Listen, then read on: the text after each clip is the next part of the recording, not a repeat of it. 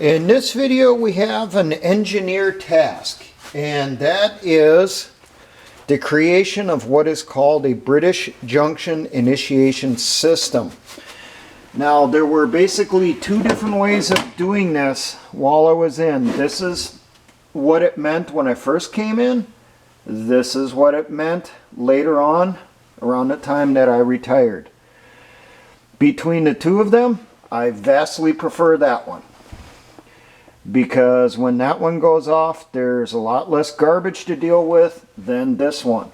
But both of them have their advantages, and I will explain both of them because I know there are people in the military, including engineers, that watch this stuff to learn things that their leadership does not know, because their leadership came in after we had entered Iraq, entered Afghanistan, and all they know is dealing with IEDs and stuff. They were not taught some of these basic tasks that were taught to privates as soon as you showed up to your unit back when I joined.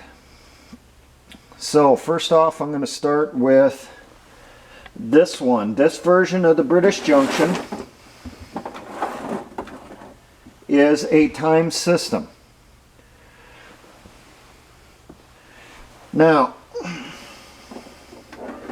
as part of this, you have two lengths of time fuse, two fuse igniters, two blasting caps, and one loop of detonating cord or det cord.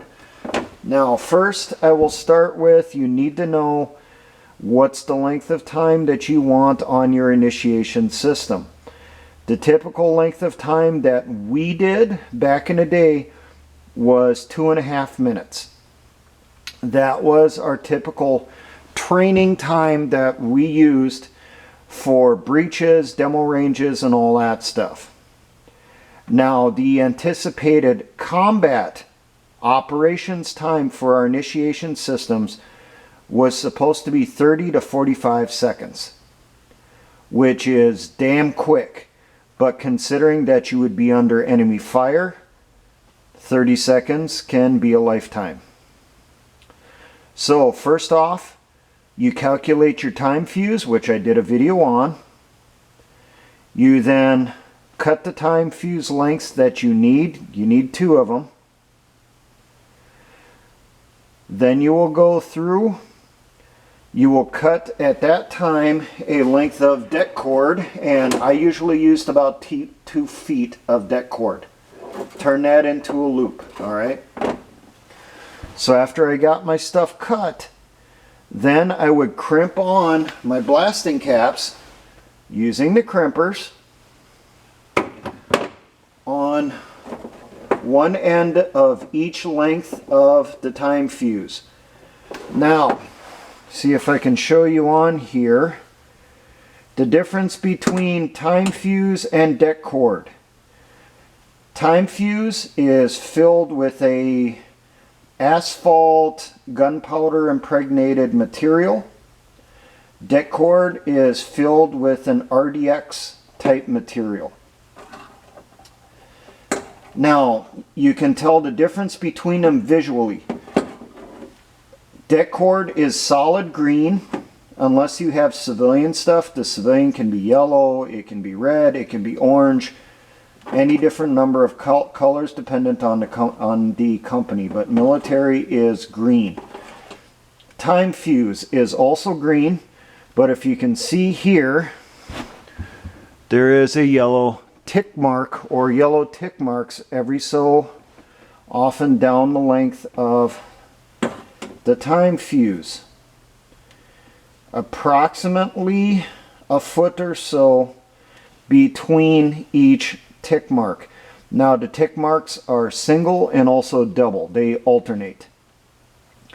I've been told that the reason the tick marks on there is identification, and back when the M700, if I remember correctly for the nomenclature, the M700 time fuse, back when it was first created, it had to do with a pre-mix, preset time that between the marks it was supposed to equal X amount of seconds and that stuff. But because of the variations in production, don't go off of the tick marks. Just use it as a identification. Another way to identify it is look at the cross section, the end. The end of time fuse, the inner core will be black. Det cord, you look at the inner core, it will be white.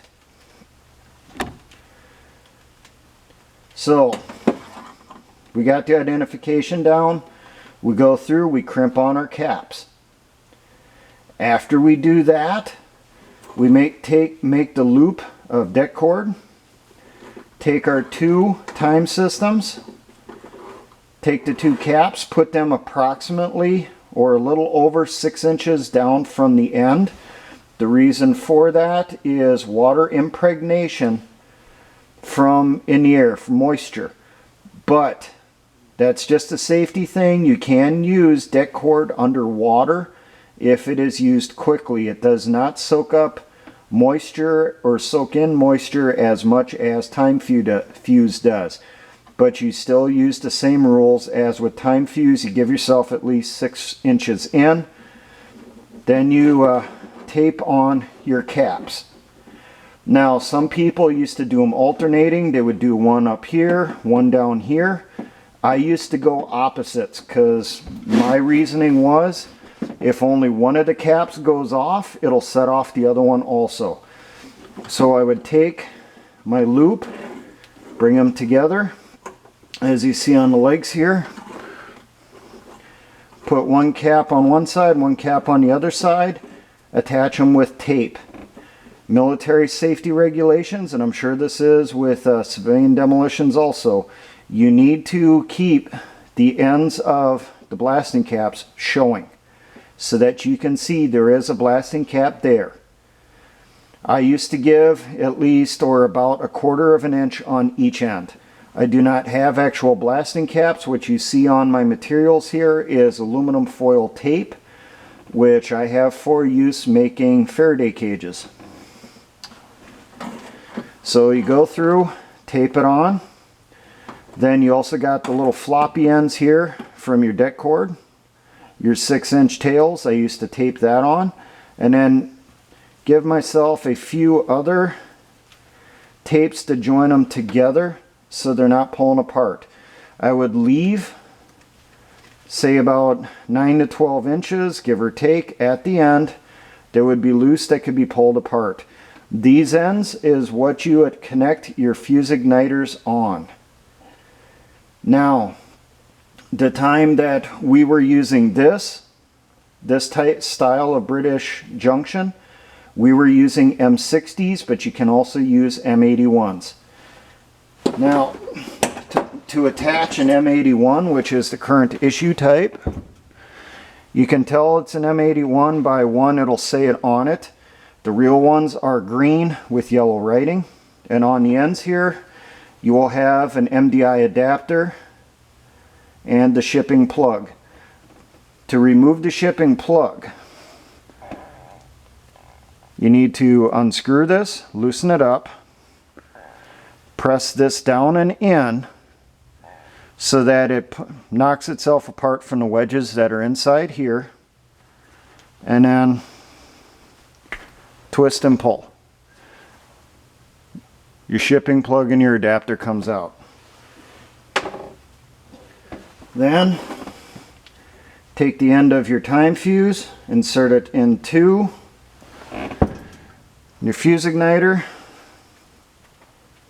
tighten it down so it's nice and tight.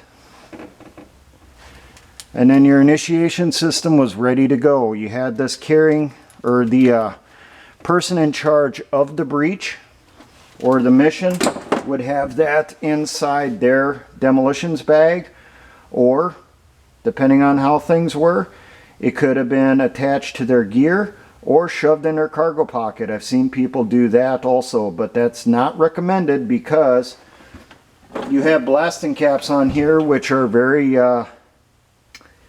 they don't react too well to getting hit or smacked. So if you're carrying something like that in your cargo pocket and you hit the ground quickly to go into prone, you run the possibility of setting that thing off, and it'll set off the deck cord and it'll take a big chunk out of your leg. Now, how this type of thing would be used, see if I can get this to work right here.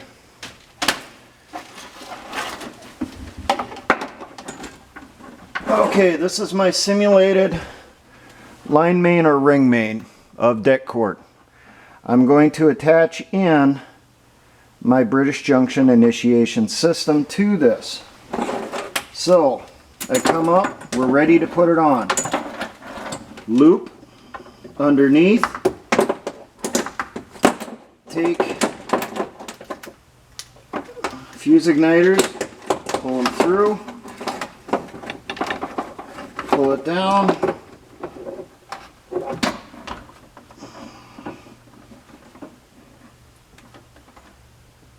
pull it tight.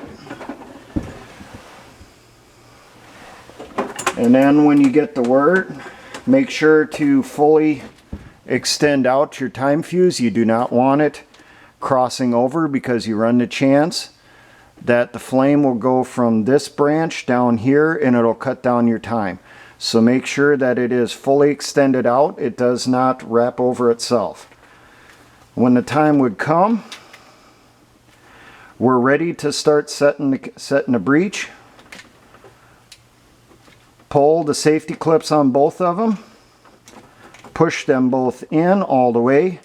Give them a quarter turn. Put them inside your fingers, and then you waited when you got the word to initiate. Instead of pulling out on the pull rings, you pulled down on the bodies of the fuse igniters. At that point, and these are not set because these are old trainers,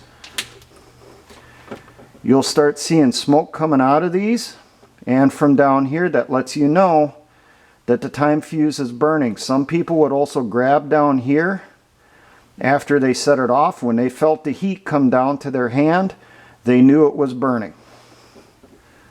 And then they would run, and they had their time going. Now typically you had a second person that was with you. You had one person that was handling the igniters. One person that was there had their watch on a stopwatch, and the person that had the stopwatch, they were the one that was watching for the signal to initiate. As soon as he seen the signal, he tapped the person on the shoulder that had the fuse igniters, or he yelled it to him, whatever it was. And as soon as he popped the igniters, the person hit the start on their watch, on their stopwatch, on their watch here, and it started burning, and they kept count. That's basically how that one worked. Pull that out of the way, and I will take off one of my fuse igniters here, because I'm going to need that for the next one here. Now the next type that we used, which was late 90s, was when we came out with MDI, or Modern Demolition Initiators.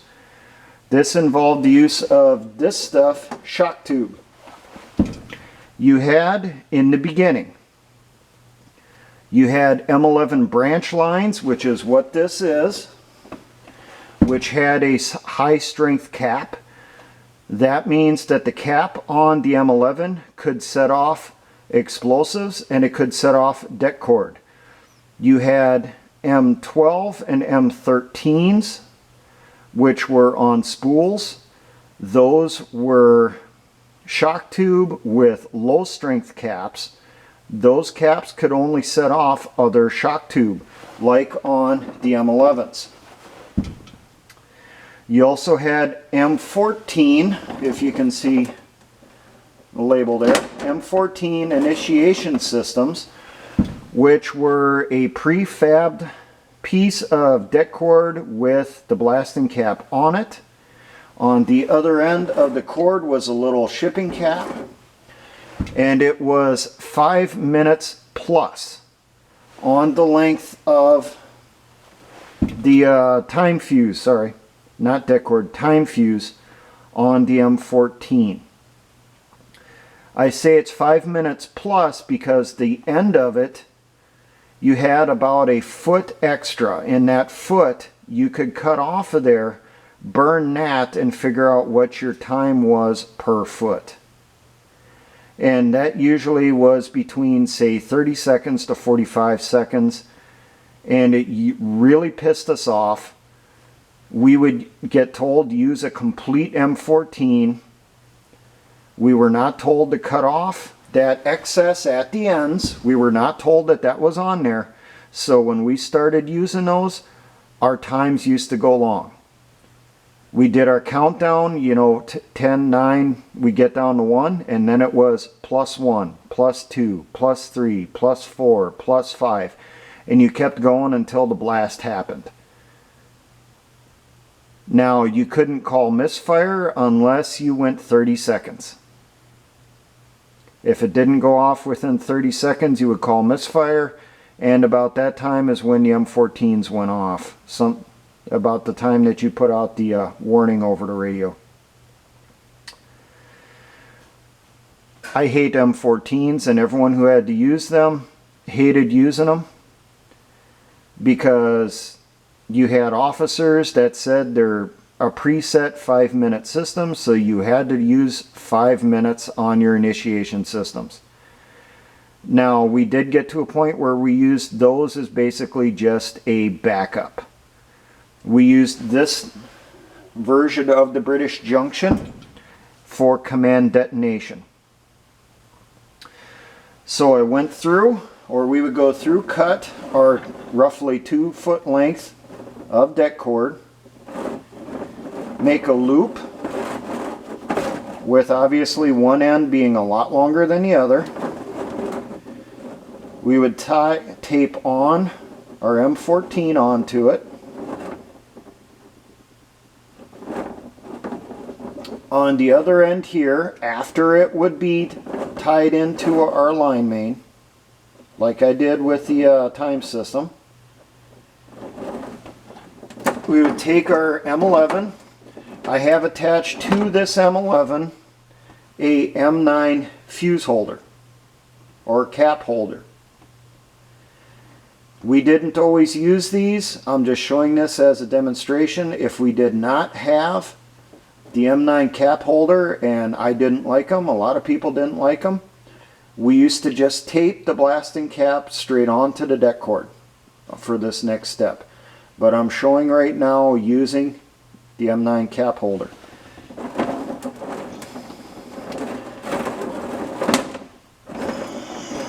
This is tied in, okay? Take it, put it down inside the cap holder, making sure I got it in the yep. Take the running end of the deck cord up underneath, over it, through. Make sure you got about 6 inches hanging out. Try to get the deck cord in next to the blasting cap as close as possible, and with training deck cord, it's a pain in the butt. Then you take it, close it,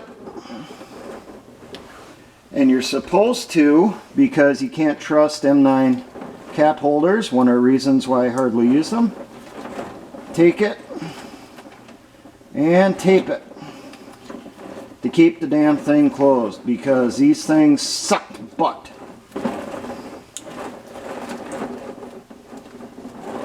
The M9 cap holders really only worked with shock tube, they sucked with deck cord.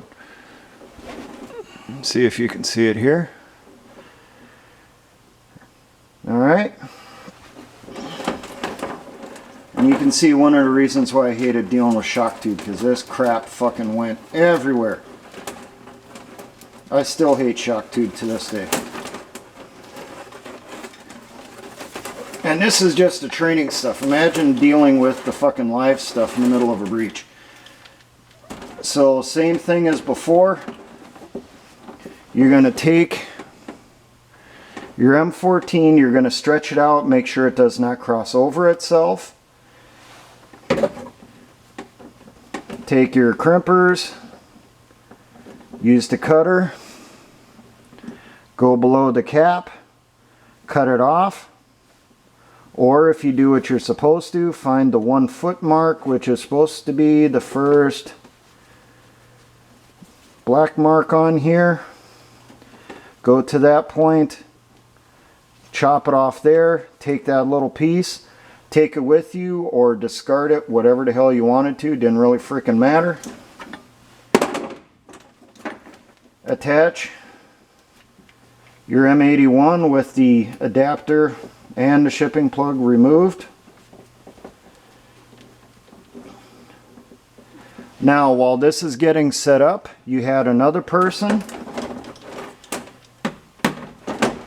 your number 2 that was up at the breach site, was stretching out your M11 and then attaching in either an M12 or M13 and was unspooling that going back to the vehicle or back to your firing point, whichever it may be. So now we had one person up at the breach waiting for the signal. As soon as they got the signal, you know, they had this already prepped. They had their watch set to the stopwatch. Popped it. It started burning. You seen the flame, see the smoke coming out. Hit the start on their watch, and they started hauling butt back to the firing point. By that point, hopefully, the shock tube is already back to the firing point. And they go through. They cut the end on the shock tube already. They attach the M81, leaving the adapter on it. They just removed the shipping plug.